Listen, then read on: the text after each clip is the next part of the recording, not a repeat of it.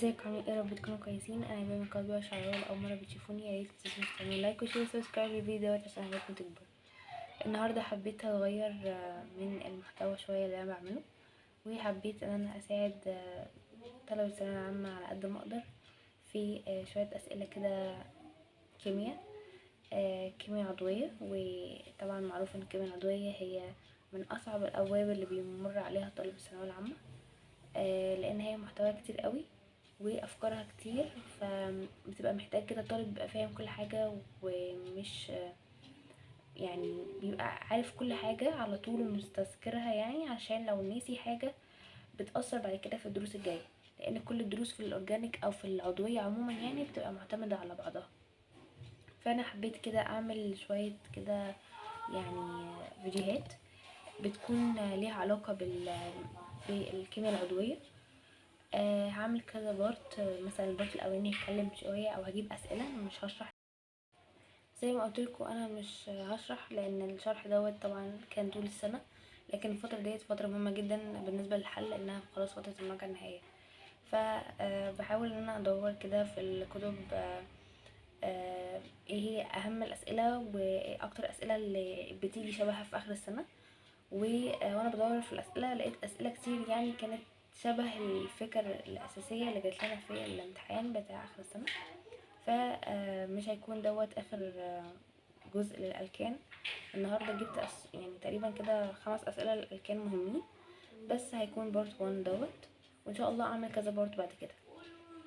طيب الاسئله اللي انا كاتباها حبيت ان انا اركز قوي على فكره التسميه الايوباك، لان التسميه الايوباك دي مهمه جدا جدا.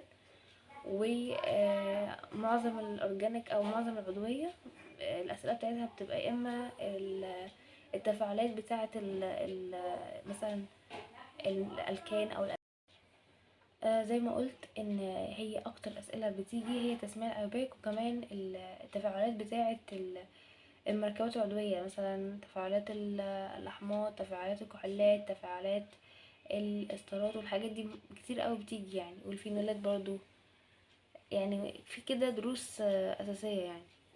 طيب دلوقتي انا كاتبه 5 اسئله. السؤال الاولاني ده مهم عشان نطلع منه قانون، ممكن تكونوا انتوا عارفينه من اول سنه لو كان المدرس اللي بتاخدوا عنده قايل لكم القانون بتاع ازاي نحسب عدد الايزومرات بتاعه الهيدروكربون الاليفاتي المشبع. هيدروكربون اليفاتي مشبع معنى كده ان هو اكيد ايه؟ الكان. ليه؟ لانه قال لي مشبع، لانه لو قال لي غير مشبع كده يبقى عندي احتمالين، يا اما الكين يا اما الكاين، وانا ما عنديش حاجه مشبع الفتيه وسلسله مفتوحه غير الالكان. لو كانت مشبع بس مش اليفاتي اروماتي كان هيبقى ايه؟ كان هيبقى اللي هو سايكلو الكان. تمام، لان هو بيبقاش فيه اساسا روابط ثنائيه خالص، بس بيبقى حلقه بنزين بس ما فيهاش ايه؟ ما فيهاش روابط ثنائيه. ما علينا، هنا هيبقى هيدروكربون اليفاتي مشبع هو الالكان.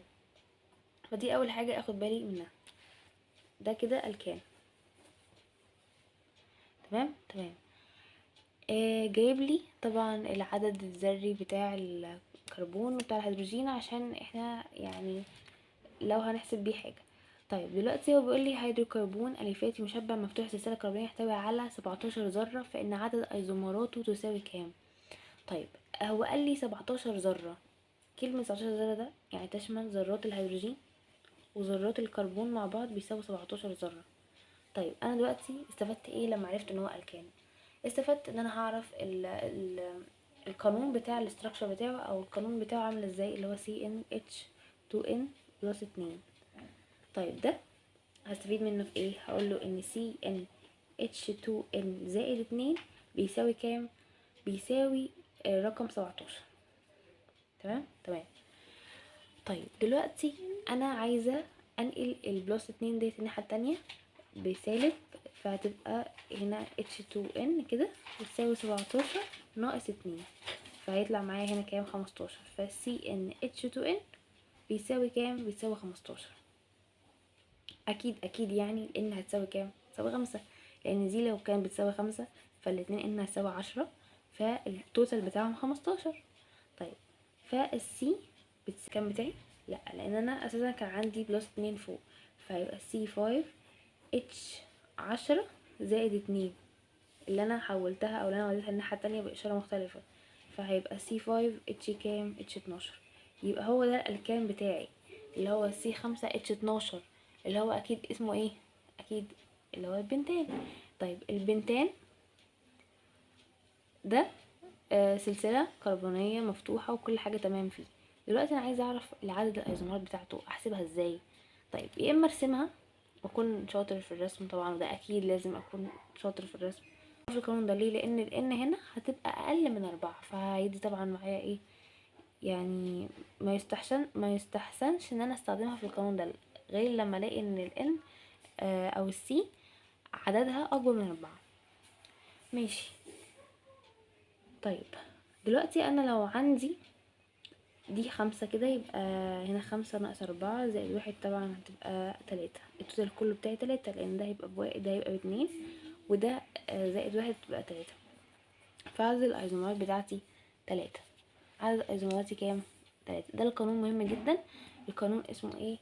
هو القانون 2 أس n ناقص 4 زائد 1، عشان احسب عدد ايزومرات الالكان. ده للالكان. طيب السؤال اللي بعده بقى برضو سؤال مهم، وبيعتمد على ان انا اكون فاهم ازاي ارسم، وازاي هي يعني احول من مركب لمركب تاني عن طريق الايزومرات. هما كده كده الايزومر هي بتبقى structures كتير قوي متساوية في عدد ذرات الكربون، الهيدروجين، اي عنصر موجود هتبقى عدد الذرات متساوية، بس الاختلاف في الدايمنشن او الاتجاهات. طيب الاتجاهات او الترتيب بتاع التفرعات، تمام، او عدد التفرعات اللي انا حاطاها في المركب. الكربون زي ما قلت اللي هو المستمر السلسلة، ولا تعتبر ايزومر للمركب 2 3 ثنائي ميثايل هكسان. طيب نرسم اول حاجة 2، بس هجيب ورقة كبيرة شوية عشان نعرف ايه نرسم المركب بتاعنا. المركب بتاعنا اسمه 2 و3 ثنائي ميثايل هكسان. طيب بيترسم ازاي؟ 2 و3 ثنائي ميثايل هكسان. طيب اول حاجه برسم الهكسان. اول حاجه لما اجي ارسم الحاجه الاساسيه بتاعتي اللي هو الهكسان. الهكسان فيه كام ذره؟ اكيد فيه 6.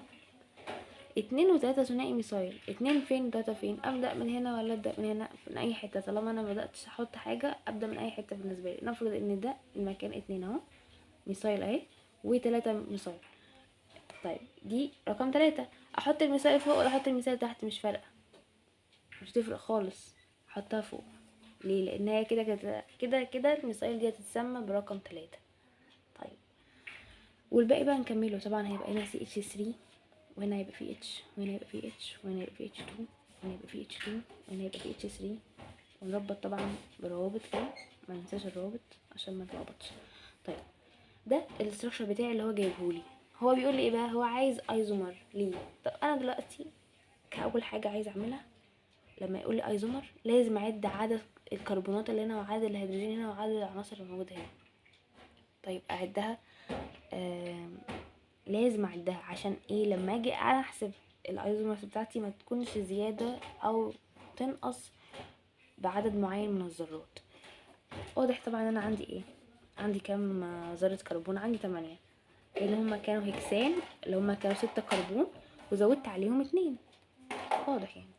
الاتش كام بقى؟ اتش نعدهم 3 و3 كام؟ 6، ودي واحدة 7، ودي 8، ودي 9 و10 و11 و12 و13 و14 و15 و16 و17 و18. طيب ده كده الاستراكشر او العدد بتاع الذرات بتاعتي. انا دلوقتي عايزه ايزومر يكون فيه نفس العدد ده، بس اختلاف في الدايمنشن بس. طيب او اختلاف في الاتجاه بتاع الذرات. طيب هنا بيقول لي الهيدروكربون المستمر 9 اتش كام؟ طبعا 2 في 9 ب18، وحط على 2 يبقى كام؟ يبقى 20. طيب هو كده طبعا مش نفس العدد الذرات، فمش هينفع يبقى ايه، مش هينفع يكون ايزومر. نفس الحكاية 2 ميثايل هبتان و2 و4 ثنائي ميثايل بنتان. انا دلوقتي عشان احسبها، هبتان ده C7 صح، و2 ميثايل يعني عندي كمان CH3 هبتان، وعندي CH3 هيبقى عندي C8 بس عدد الهيدروجينات هتبقى قليلة. ازاي نرسمها؟ ازاي؟ تعالي نرسمها. الهبتان اول حاجة عندك بتبقى في 7 ذرات كربون. طيب ده كده 6، نرسم 7 و2 ميثايل، 2 ميثايل كده انا عندي C8. مفيش اي مشاكل. نعد بقى ايه الهيدروجين، لان انا عندي دلوقتي الرسمة واقفة لي على عدد الهيدروجين. هنا طبعا 3، وهنا 1، وهنا 2، وهنا 2، وهنا 2 هي الميثيلين، وهنا 2 مجموعات الميثيلين، ودي مجموعات الميثايل. ماشي. طيب نعدهم معايا دلوقتي كده كام؟ كده 7 ذرات هيدروجين اهو، وادي 8 وادي 9 وادي 10 وادي 11 وادي 12 و13 و14 و15 و16 و17. واحنا بنرسم عرفنا خلاص ان الاوكتان نفس الاستراكشر بتاع الايه، او نفس عدد الذرات بتاعه المركب اللي جايبهولي. بس هو قال لي فوق في السؤال الهيدروكربون المستمر السلسله. مستمر السلسله يعني مفيش تفرعات. طيب هل الاوكتان فيه تفرعات؟ لا. لو رسمت الاوكتان ستريت ايه، على طول كربونز ورا بعض عاملين لونج تشين، يعني سلسله طويله. طب النونان اساسا مش نفس عدد الذرات، تمام؟ فده مستبعد. ليه مستبعد؟ لانه مش نفس عدد الذرات. طب ده لما اجي احسب عدد الذرات فيه هلاقيها C8H18، بس هو في تفرع اللي هو مجموعة الميثايل ده، وهي مش سلسلة مستقيمة لوحدها، لا هيدروكربون مستمر السلسلة، في تفرع هنا مش هينفع. ونفس الحكاية 2 و4 ثنائي ميثايل اكيد دي تفرعات فمش هينفع. فايه الاختيار الصح بتاعي هو الاوكتان. تمام. جميع المركبات الآتية يوجد خطأ في تسميتها مع عدها. كل تفصيلة في الاختيارات هبقى اعرف حل كويس جدا. طيب بيقولك هنا ان كل التسميات دي غلط، كل هنا غلط ما عدا واحدة بس اللي صح. طيب اول حاجة ببدأ ابص كده ورا اول واحد، بروميد البروبايل. بروميد البروبايل. طيب لو هرسم او لو يعني هكتب الاستراكشر ده، هو البروبايل يعني ايه؟ البروبايل ده الكايل، مجموعة الكايل اللي هي C3H7، هي دي البروبايل. بس قالك بروميد فبقى BR، هي ده هو قصده بده، هو قصده بده. طيب هو دوت لو انا حاجه هسميه ايوباك، لو انا حاجه اسمي المركب ده ايوباك، هل هسميه بروميد البروبايل؟ لا طبعا، لا طبعا طبعا. امال انا هسميه ازاي؟ انا هرسمه الاول عشان نسهل بس المعلومه شويه. نفرض ان BR هنا كده، ودي اتش اهو فوق، ودي اتش تحت، ودي اتش فوق، ودي اتش تحت، وهنا اتش اهو كده. لما اجي انا اسمي المركب ده هقول 1 برومو بروبان، بس كده. 1 برومو ايه؟ بروبان. بروبان اللي هو الكان، 1 2 3. لكن بروبايل ده هو تسمية مش ايوباك، دي مش تسمية ايوباك. وبقول 1 برومو اللي هو في الكربونة الايه الاولى، دي اول حاجة. فاكيد طبعا التسمية الايوباك او دي مش تسمية ايوباك، اول واحد ده تسميته غلط.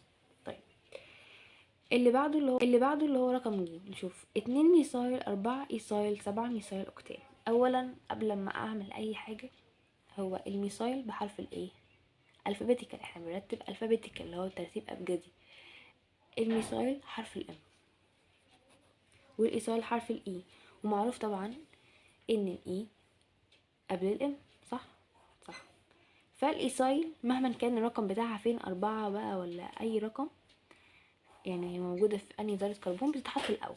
طيب فالرسمة دي او التسمية دي غلط معايا ليه في الاول كده؟ ان الايثايل المفروض تتحط في البداية قبل الميثايل. تاني حاجة غلط في التسمية هنا ان سايب ميثايل لوحدها وسايب ميثايل لوحدها. طب ما هو المفروض يقول 2 و7 ثنائي ميثايل اوكتان. لو انا مثلا هسمي التسمية الصح بقى هقول ايه؟ 4 ايثايل و2 و7 ثنائي ميثايل اوكتان. اكيد في فرق في التسمية. فالغلط هنا ايه؟ الغلط ان هو كتب الايثايل بعد الميثايل. لما اجي اسمي صح اقول 4 ايثايل 2 و7 بجمعهم مع بعض ثنائي ميثايل اوكتان. فالتسمية دي غلط والتسمية دي غلط. كده احنا ايه؟ طلعنا 2 اهو. فاضل لنا د وب. د بيقولك ايثايل بروبين. بروبين ده ايه؟ الكين. طيب ايثايل بروبين انا ممكن اعملها تحت هنا. الايثايل بروبين لو انا جيت ارسمه، هو البروبين ده اللي هو سي سي سي اللي هو 3، وهحط رابطة مثلا مزدوجة او اللي هو رابطة ثنائية يعني، او اللي هي الباي بوند في اللي هي المنطقة دي. مش هتفرق هنا او هنا لان هما 3. وايثايل اللي هي C2 H كام؟ H5. طيب احطها فين؟ احطها في اي حتة، مثلا هحط النص هنا. طب ليه ما حطهاش في الاول؟ لو انا حطيتها في الاول كده انا مش هسمي زي ما هو عايز. هو قال ايثايل بروبين. معنى كلمة ايثايل بروبين ان هو خلى الايثايل دي تفرع وخلاها في النص، خلى الايثايل دي تفرع. لكن هو لو قال مثلا ما قالش ايثايل فاكيد مش هتبقى تفرع. طيب هو قسم الاسم ده ايثايل بروبين بحيث ان يكون بروبين لوحده والايثايل دي تفرع في النص. لان انا حطها هنا في الاول اكن مركب ماشي ستريت، فمش هيبقى تفرع خالص. طيب لما اجي انا اسميه هقول دي 1 وادي 2 وادي 3 وادي الكربون الرابعة فوق. لو انا عايزة اسمي هتبقى مثلا اهو عندي المركب بتاعي كده، لو مثلا سي وسي اتش. طالما ما كتبتهاش فاكيد هي موجودة في الايه؟ في الكربون رقم 1. ولو كتبتها عادي مش تفرق، بس ايه عادي يعني نكتبها احتياطي وخلاص. ف 2 ميثايل و1 بيوتين مش بروبين ولا في اساسا ايثايل خالص. فالغلط كان فين؟ الغلط كان التسمية اساسا كلها غلط.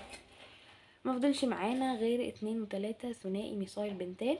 2 و3 ثنائي ميثايل بنتان طبعا تسمية عادية جدا، مفيش حاجة تانية غير الميثايل. 2 و3 جمعهم مع بعض اهوت وبنتان عادي. طيب السؤال اللي بعد كده مهم برضو. ينتج المركب اللي هو كلوريد البروبايل طيب من تفاعل ايه مع ايه، واعتبر تفاعل ايه بالنسبة لي. طيب لو التفاعل ده عايزة انا ابدأه كده من البداية، اتعمل ازاي المركب بتاعي ده؟ اتعمل من بروبان اللي هو CnH2n بلس 2 اللي هي كدي 3 و2 3 6 واجمع عليهم 2 بكام؟ 8 اللي هو بروبان عادي جدا اهو الكان. فعلته مع كلور تمام، طلع معايا HCl. بدلت H حصل ايه؟ حصل يعني استبدال، حاجة طلعت مكان حاجة، فده بسميه تفاعل استبدال substitution reaction. طب امتى اقول ده اسمه addition لما يكون عندي حاجة ضفت لها حاجة بس ما طلعتش منها حاجة، يعني زودت على مركب حاجة اسمه addition من غير ما اخرج. لكن لو خرجت حاجة ودخلت حاجة تانية بدلها بسميه substitution او استبدال. طيب انا دلوقتي شلت H من المركب بتاعي ده، مش هو كان H8 خليته H7